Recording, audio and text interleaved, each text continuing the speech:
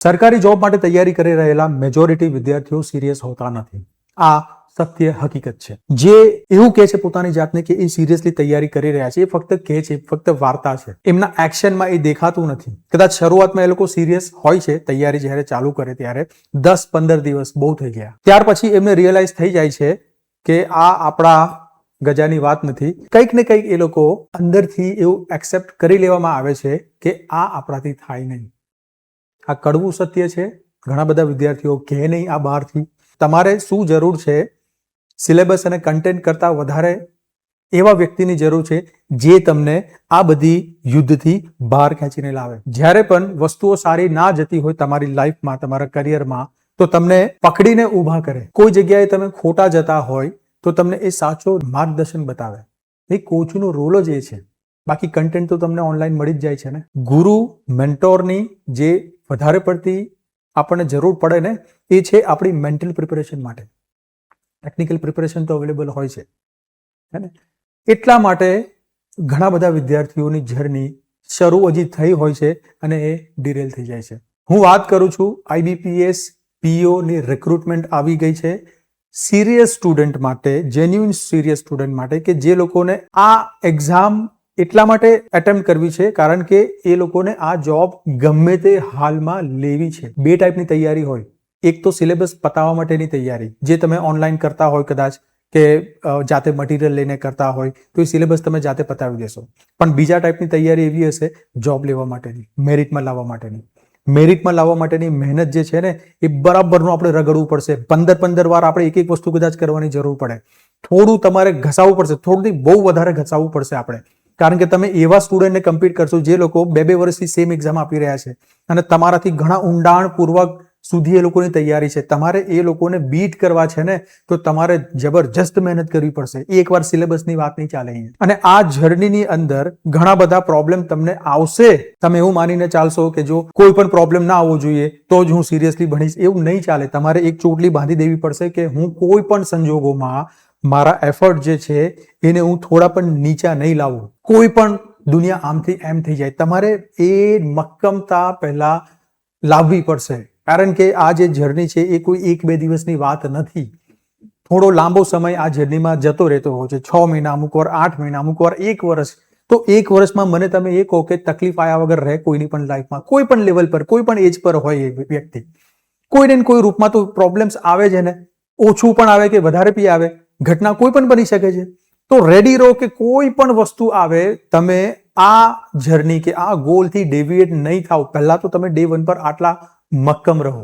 હું લાયો છું તમારા માટે એક એવી તૈયારી કે જે કદાચ તમને જોબ એક જ વારમાં ના અપાવડાવે, પણ એઝ એ વ્યક્તિ તમને એવું ડેવલપ કરી લેશે કે આવવાની જે જર્ની જે છે ને, એની માટે તમને હિંમત મળી જશે. હું વાત કરું છું IBPS PO ની એક્ઝામ માટેની, જેનું નોટિફિકેશન આવી ગયું છે. કરીબ 6715 નંબરના પ્રોબેશન ઓફિસર રિક્રુટ કરવા જઈ રહ્યા છે. પ્રોબેશનર ઓફિસર એટલે બેંકમાં જે આસિસ્ટન્ટ મેનેજર હોય, ડાયરેક્ટ તમારી જોબ ત્યાંથી ચાલુ થાય. નેશનલાઇઝ બેંકની વાત કરું છું. અને ખૂબ જ સારી પોસ્ટ છે. એની સેલેરી એકદમ, તમારે એ તો બધું જોવાનું નથી. કરીબ 90,000 up to 1 lakh rupees per month પણ હોય છે. ડિપેન્ડ છે તમે કયા મેટ્રો સિટીમાં કે ડિસ્ટ્રિક્ટમાં રહો છો. હું ખાસ કરીને વડોદરાના વિદ્યાર્થીઓને કહેવા માંગુ છું કે આ તક હવે આપણે છોડશો નહીં. જો તમે ગ્રેજ્યુએટ છો ને, તો આ તક તમે લઈ લો. આ ફોર્મ ભરવાનું ચૂકતા નહીં. પહેલાં તો આપણી પાસે 1.5 મહિનો છે. 1.5 મહિનો is not enough to complete entire syllabus. I know it. પણ આપણું ટાર્ગેટ અત્યારે છે પ્રિલિમ્સ કેવી રીતે કાઢવાની. પ્રિલિમ્સ કાઢવા માટેના જે ચેપ્ટર્સ, જે ટોપિક્સ તમારે પહેલા કરવા જોઈએ, જેનાથી કટ ઓફમાં તમને પ્રોબ્લેમ ના આવે, તો શું પ્રોબ્લેમ છે. હું તમને એ પણ કહી દઉં, જે આ IBPS PO ની એક્ઝામ છેલ્લા 3-4 વર્ષનું એક તમને કટ ઓફ સ્કોર આપું. 100 માર્કની એક્ઝામ છે, 60 મિનિટ્સ હોય છે, સેક્શનલ ટાઈમ છે, 3 સબ્જેક્ટ છે, મેથ, રીઝનિંગ અને ઇંગ્લિશ. તો છેલ્લા 3 વર્ષનું જે એનું મેરિટ જાય છે એ 50ની આસપાસ છે. એટલે કે 100 માંથી 50 છે, તમારા 50 થી ઉપર છે, તો તમે કટ ઓફમાં આવી ગયા, મેઇન્સ માટે તમે ક્વોલિફાય છો. તો આપણે જે તૈયારી કરવાની છે 100 માંથી 100 લાવવા માટે નથી કરવાની. આપણે 100 માંથી કમસે કમ 55 કેવી રીતે આવે એની તૈયારી કરવાની છે. એની માટેના જે પ્લાનિંગ્સ હોય, એની માટે જે આપણે મહેનત કરવાની હોય, જે પ્રેક્ટિસ કરવાની હોય, મોક ટેસ્ટ કરવાના હોય, આપણે એટલું લિમિટેડ વેમાં કેમ ના કરીએ. તો સ્માર્ટ વર્કની થોડી અહીંયા જરૂર હોય છે. 1.5 મહિનામાં આરામથી પતી જતું હોય છે. હા, એક વસ્તુની શું અહીંયા જરૂર પડશે, તમારું કમિટમેન્ટ, અને બીજું છે એકાગ્રતા. એટલા જ આપણે આ બેચનું નામ રાખેલું છે એકાગ્રતા બેચ. અહીંયા તમારી એકાગ્રતા કોન્સન્ટ્રેશન જો જબરજસ્ત હશે ને તો તમારી સ્પીડ ડેફિનેટલી વધશે. અને આ ખેલ છે સ્પીડનો. તમને નોલેજ હોઈ શકે છે, ગણિત બહુ જબરજસ્ત આવડતું હોય, પણ આ ખેલ છે સ્પીડનો. તો તમારી સામે એવા વ્યક્તિઓ બેસવાના છે જે કદાચ 1-1, 2-2, 3-3 વર્ષથી આ બધી એક્ઝામો આપી રહ્યા છે, તો એ લોકોની તૈયારી ને તમારે બીટ કરવાની છે 1.5 મહિનામાં. એના પછી મેઇન્સની કેવી રીતે તૈયારી કરવાની છે એ પછી આપણે ડિસ્કસ કરીશું. હાલ આપણે પ્રિલિમને ટાર્ગેટ કરવાની છે. આપણે જે પ્રમાણે સ્ટ્રેટેજી બનાવી આપીએ છીએ વિદ્યાર્થીઓને કે એક વર્ષમાં કે કમસે કમ તમારે 10 થી 15 એક્ઝામ આપી, એના જ ભાગરૂપે જે હાલમાં એક્ઝામ આવી છે જેને આપણે ટાર્ગેટ કરવાનું છે અને જેના અંદર આપણે મેક્સિમમ વસ્તુઓ તૈયારી કરીને બેસવાનું છે, તો આ તક ચૂકવાની નહીં.